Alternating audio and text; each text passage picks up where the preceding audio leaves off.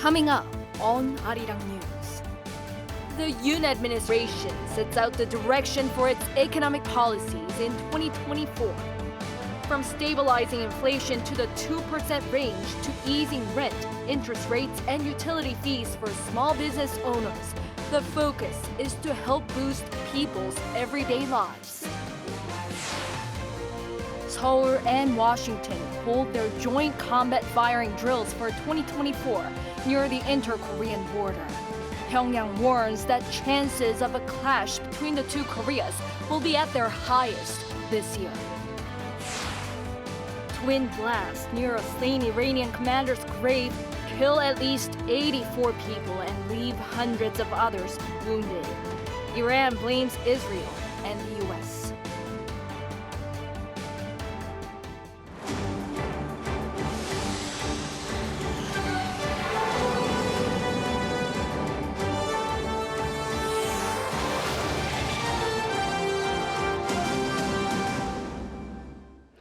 Good evening. It's 9 p.m. here in Seoul.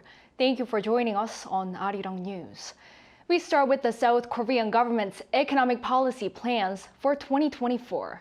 Its focus is to help boost people's everyday lives after a year of high consumer prices and interest rates. Our Moon Hae-ryun leads us off.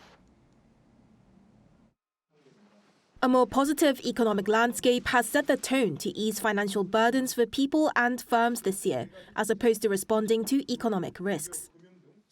With the recovery of global trade and the semiconductor industry, the economy is forecast to grow 2.2%, while the inflation rate is predicted to fall to 2.6%.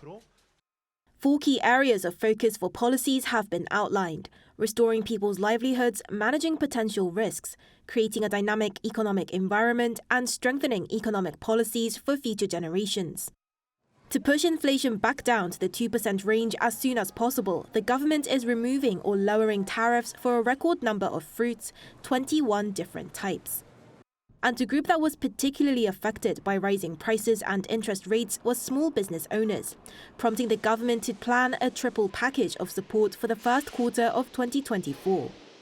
This includes reducing energy bills for more than 1 million of them, lowering loan interest rates, and expanding tax benefits.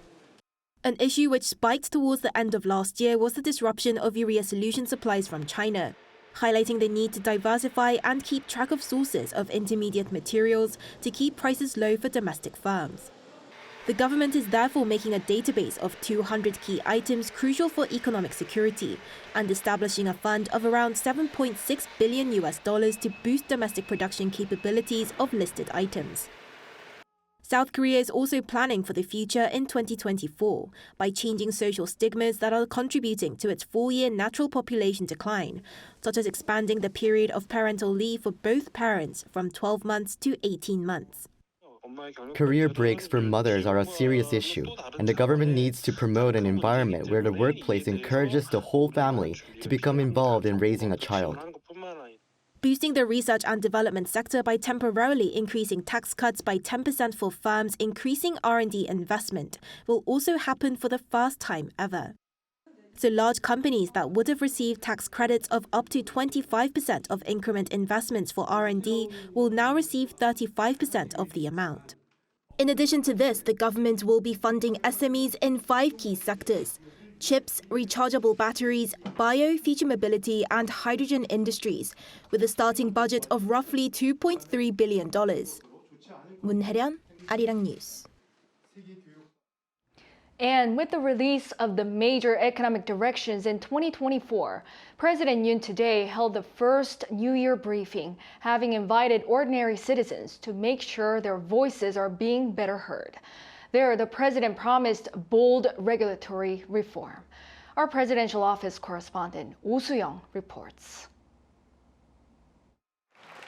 President Yoon Suk-yeol has pledged bold and decisive regulatory reform and active sales diplomacy this year to prop up the South Korean economy. This came during the president's revamped New Year government briefing, where he invited members of the public for the first time for a broader policy discussion as part of his aim to heed the voices of the people. Comprising of small business owners, homemakers and young people, along with government officials and experts, the first session on Thursday focused on small and medium-sized enterprises. emphasizing the need to reduce the burden of high interest rates on households, protect individual investors, and improve access to finance for small business owners. The South Korean leader said the government this year will continue to stabilize people's livelihoods and enable dynamic business activities through its regulatory reform drive. Yoon also promised consistent support for cutting-edge industries, as well as active diplomacy abroad to capture new export markets that will lead to Korean jobs. 수출 7천억 불, 외국인 투자 350억 불, 해외 수주 570억 불을 목표로 해서 국민들께서 직접 체감하고 손에 잡히는 그런 성과를 내도록 하겠습니다. During the session, Finance Minister Choi Sang-mok presented the government's plans to stabilize price levels and livelihoods across the country.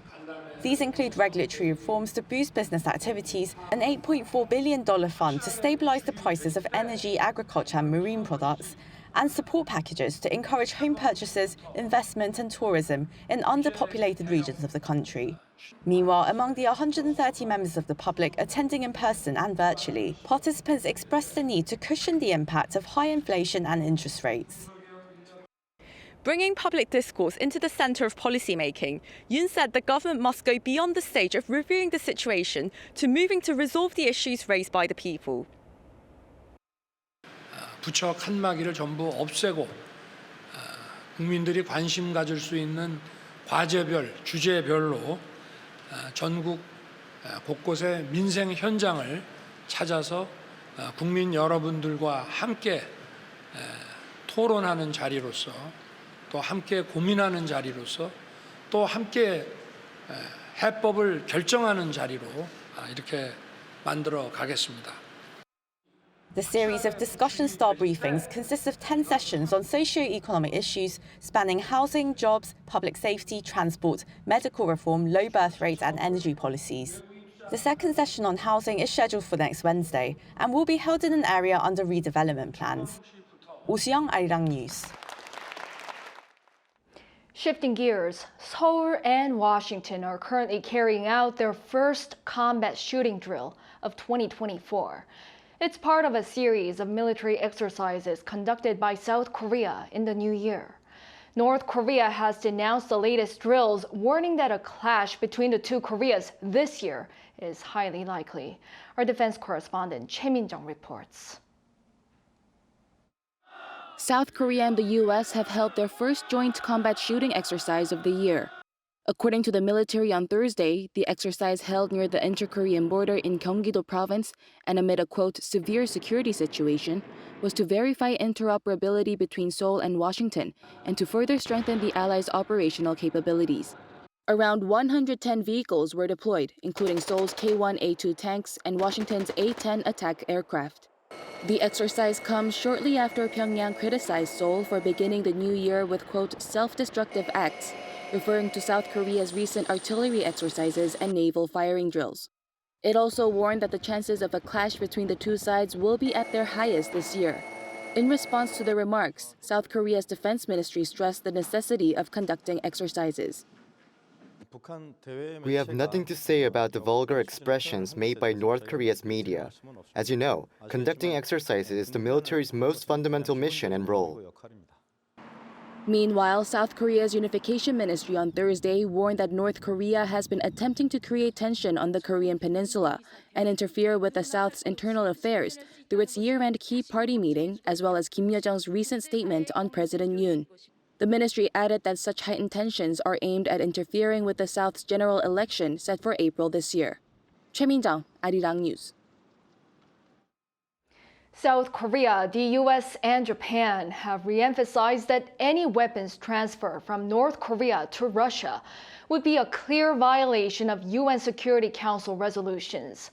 This as Kim Tae-hyo, South Korea's Deputy Principal National Security Advisor on Thursday, spoke with his US counterpart Kurt Campbell and Japanese counterpart Keiichi Ishikawa about countermeasures to Pyongyang and Moscow military cooperation. They also agreed to further solidify their cooperation framework established at Camp David in August last year and to actively address North Korea's provocations and Russia-North Korea military cooperation at the UN Security Council in 2024. South Korea started its 2-year term as a non-permanent member of the UNSC this year. And amid frosty ties with the North, South Korea's Unification Ministry officially announced today that it'll shut down its affiliated organization that's in charge of the now shuttered Kaesong Industrial Complex, a symbol of inter-Korean cooperation. Our North Korean affairs correspondent Kim Jong-sil explains. It's official. The Kaesong Industrial District Foundation will be shut down. An official at the South Korean Ministry of Unification told reporters the news on Thursday afternoon. The foundation had been in charge of legal procedures for South Korean companies operating in the Kaesong Industrial Complex in North Korea.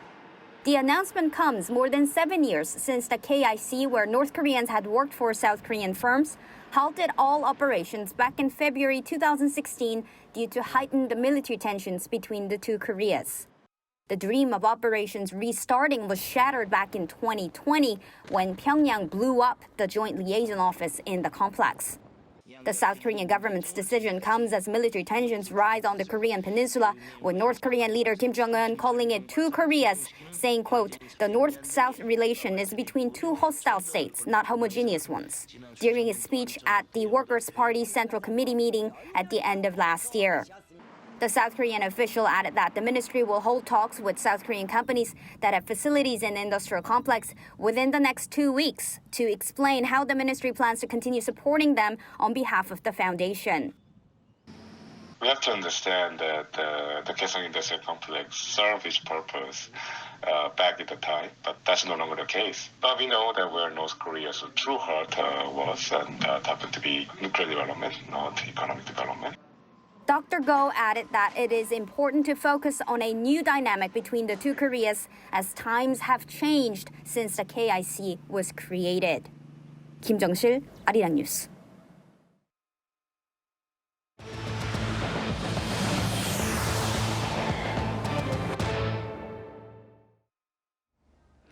In the Middle East, dozens of people have been killed in Iran from 2 explosions near the burial site of a slain Iranian general. Iran blames Israel and the U.S. Our Shinayong reports. At least 84 people have been killed and at least 280 others injured after a series of blasts on Wednesday near the grave site of slain Iranian military commander Qasem Soleimani in the city of Kerman. Iranian state media says at least one of the explosions was caused by a bomb placed in a suitcase inside a car and appeared to have been detonated remotely. The second blast came around 20 minutes later when rescuers arrived following the first explosion. An earlier death toll of 103 was revised down by Iran's health ministry, which says some names have been repeated on the list of victims. However, with many of the injured in critical condition, the death toll could rise. The explosions came on the 4th anniversary of Soleimani's death in a U.S. airstrike, threatening to increase tensions in the Middle East even more. While no one has claimed responsibility for the explosions, Iran's President Ibrahim Raisi made strong remarks towards Israel during a ceremony to commemorate General Soleimani later that day. I warned the Zionist regime, don't doubt it. You'll pay the price for this crime. These crimes that you have committed, you'll deeply regret. Crowds gathered at the memorial and chanted "Death to Israel" and "Death to America." During the ceremony, Iran's military head singled those 2 countries out. And you will see by the power of God that the one who has failed in this field and will leave this field more disgraced than today is the Zionist regime and the criminal America. However, a senior Biden administration official said the blast appeared to represent a terrorist attack of the type carried out in the past by Islamic State militants. We have no indication at this time at all that Israel was involved in any way whatsoever. The deadly blasts come amid rising tensions in the Middle East after a drone attack in Beirut, which killed Deputy Hamas leader Saleh al-Aluri, Hamas' second in command. Shinayong, Arirang News. In Japan, search and rescue operations continue as many are believed to remain trapped under the rubble of Monday's devastating earthquake that has taken some 80 lives, according to the latest tally. Our Choi Soo-young has the details. It has been nearly 72 hours since the powerful earthquake hit the Noto Peninsula in West Japan's Ishikawa prefecture, and the golden time to find survivors under the rubble is running out. The 7.6 magnitude quake that hit the region on the very first day of 2024 has taken at least 82 people's lives. According to Japanese media outlets on Thursday, 15 people are still missing and almost 500 individuals were injured in Ishikawa Prefecture and neighboring areas. In Suzu City, the most affected area by the quake, 90% of houses were completely destroyed. And about 110,000 households in Ishikawa Prefecture and surrounding areas are struggling with electric power and water outages. Currently, over 34,000 people are staying in shelters and major roads were cracked down the middle in places, limiting the transportation of essential goods. As a result, supplies are being transported using helicopters and locals say essential food and daily life items are running out. No supplies whatsoever have arrived. For food, everyone is cooperating and sharing. It's just so cold and there are also still aftershocks. I can't believe this is reality. Some 2,000 rescue workers with the Japanese Self-Defense Forces have been trying to rescue people from collapsed buildings, and over 150 people were rescued, but hundreds are still trapped under the rubble. Japanese Prime Minister Fumio Kishida said on Thursday morning that the Japanese government would double the deployment of military personnel in the search. We're actively addressing procurement for disaster victims, but it is challenging to deliver supplies to the victims due to transportation issues like blocked roads. To tackle this, we are making every effort to restore an urgent road restoration. Japan's Land Ministry has said a ship carrying food and daily necessities departed from Kitakyushu on Wednesday and is expected to arrive at Wajima port by Friday evening. Choi Soo-hyung, Arirang News. Another earthquake has hit the east coast of Japan, this time near Niigata Prefecture. Citing Japan's meteorological agency, the Korea Meteorological Administration said that a magnitude 5.0 earthquake was reported at 5:16 p.m. Thursday near the west coast of Honshu, Japan's main island. The KMA explained that there's no impact on South Korea. This comes just 3 days after a 7.6 magnitude earthquake hit the city of Ishikawa, also in Honshu. Shifting gears, South Korea last year saw a record high amount of foreign direct investment pledges. Data from the Ministry of Trade, Industry and Energy on Thursday shows that the country received some $32 billion of FDI commitments in 2023, up 7.5% compared to the previous year. The Trade Ministry said that this is driven by a more than 17% increase in FDI pledges in electronics such as semiconductors and secondary batteries. Investment in the service industry also jumped, with finance and insurance drawing more than 108% more compared to a year earlier. And in trades, ramyeon, often seen in Korean dramas and TV shows, has seen record exports in 2023. As it continues to grow in popularity, specialized stores with huge numbers of ramyeon flavors have appeared. Our An Sung-jin took a visit. South Korean instant noodles, known as ramyeon, are becoming a hit across the world. Data from the Korea Customs Service shows ramyeon exports reached a record high last year, exceeding more than 1 trillion won. The value of exports from January to November 2023 reached 1.13 trillion won, or $875 million, surpassing the total value of exports in 2022. As ramyeon continues to gain popularity inside and outside of Korea, specialized stores are popping up, showcasing ramen's wide range of flavors. This convenience store in Hongdae, a popular neighborhood among both locals and tourists, displays more than 100 different types of ramyeon, where you can pick, choose, and cook your own on the spot. Now, this entire section filled with ramyeon seeks to not only display an array of choice for those looking for a simple meal, but it's also attracting attention for tourists who come and check out the unique interior. A store official stated that foreign customers account for 62% of the store's total ramen sales, and said they often purchase extra packs of ramen as souvenirs. The store sells an average of nearly 500 packs a day, 10 times that of regular convenience stores. Ramen library was super interesting to us.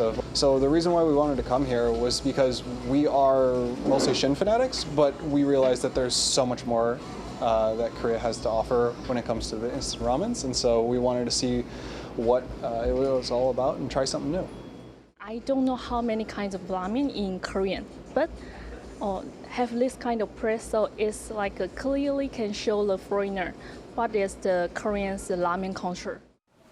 Similarly, a local supermarket has created a section with more than 300 varieties of ramyeon. It has since seen a 34% increase in ramen sales. An expert noted that the emergence of such specialized stores, alongside the popularity of ramyeon, comes as Korean culture gains momentum. Korean ramyeon has established itself as a representative Korean food mostly through K-pop artists and social media.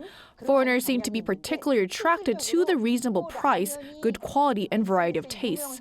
Also, more consumers have shown tendencies to delve into one sector and find satisfaction there. As more consumers become enthusiasts in one specific category, stores specializing in one product could be on the rise, not just for ramen, but for other items too.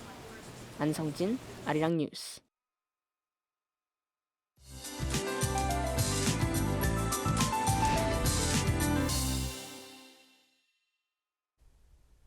There was a flash of a cold snap this morning.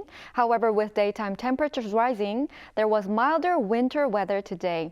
Tomorrow will not be too cold just like today, exceeding the usual temperatures.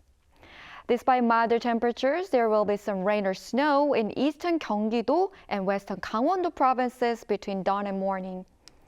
Tomorrow, the air will be murky across the country. Fine dust is a problem as the atmosphere stagnates. In addition, smoke from overseas will worsen air quality nationwide. From tonight, gusty winds are expected around the East Coast. Please pay special attention to any safety accidents. Relatively milder morning temperatures tomorrow. Seoul and Daejeon will start off at 3 degrees. Seoul will be topping out at 6 degrees. Gwangju and Daegu, 11 degrees Celsius. Daytime temperatures in Seoul will drop to -2 degrees Celsius on Sunday as a cold wind intensifies. That's all for Korea. Here are the weather conditions around the world.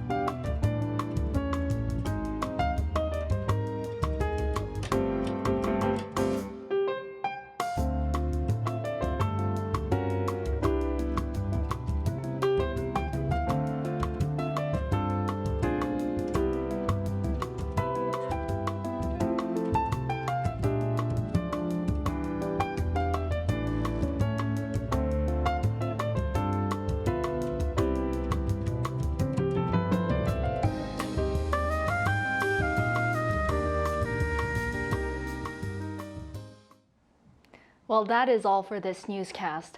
Thank you for watching. We'll be back at 10 p.m. with the AI headline news. Good night.